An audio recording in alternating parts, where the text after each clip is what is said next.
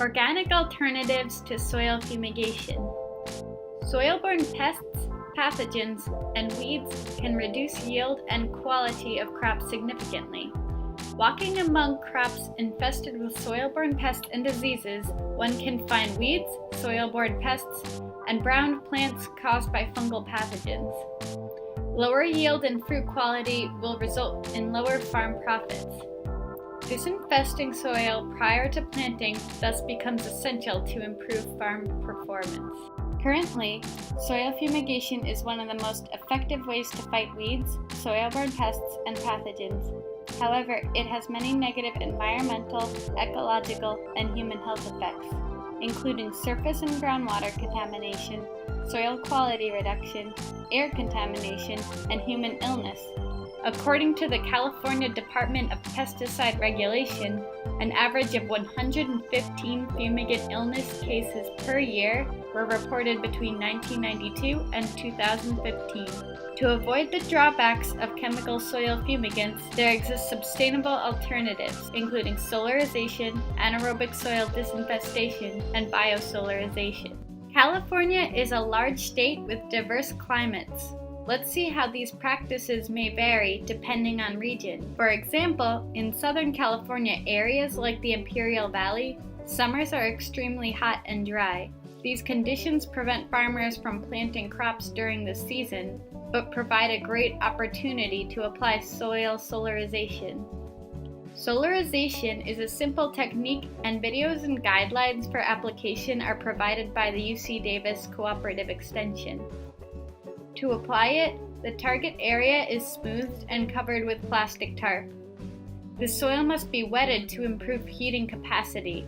This can be done prior to tarping or after plastic application. Solarization relies on the greenhouse effect. Solar radiation passes through the transparent tarp and the heat becomes trapped in the soil. This allows the soil to reach temperatures lethal to pests. In some regions, farmers cannot or do not wish to rely on solar heating. For example, in coastal regions like the Salinas Valley, weather conditions do not allow soils to reach lethal temperatures. In this case, simple solarization won't control the pathogens and may even enhance their development. In these regions, anaerobic soil disinfestation, or ASD, can be used as a fumigation alternative. In this process, degradable organic matter is incorporated into topsoil, which is then covered with an opaque plastic tarp and saturated with water. The tarp maintains the high soil moisture, which induces anaerobic conditions and stimulates anaerobic microbes. These anaerobes will decompose organic matter, resulting in the buildup of decomposition products toxic to soil pests. Because this process is climate independent and does not rely on solar radiation like solarization does, any type of impermeable plastic can be used. For example, a black plastic tarp that can provide mulching as well as anaerobic conditions is common.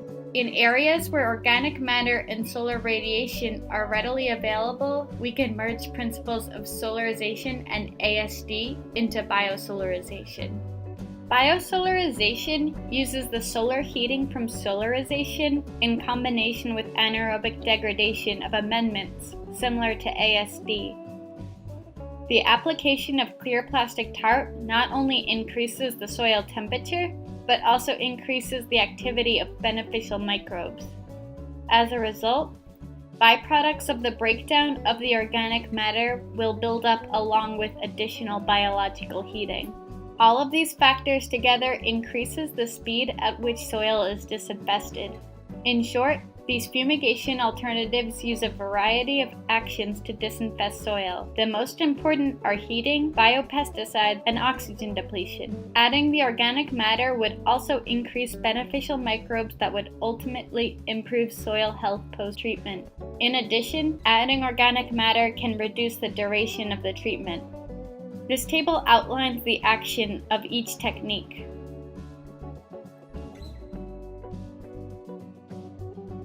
There are some important factors to consider before using one of these methods. The first is plastic tarp application. Plastic can be manually or mechanically applied. It is important to keep headspace minimal between the soil surface and plastic.